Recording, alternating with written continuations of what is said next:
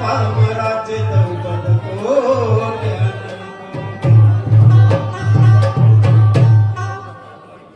प्रार्थना झाली. आता गणाला सुरुवात करत आहे. लक्ष असू द्या, गीताचे बोल नवीन आहे.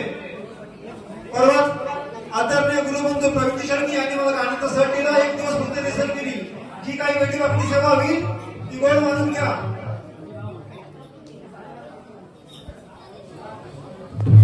राया तुझ्या येण्यानं पशुप्राणी झोपीतून उठणारही, तुझ्या पवित्र पावलांनी ही धरणी नटणार आहे.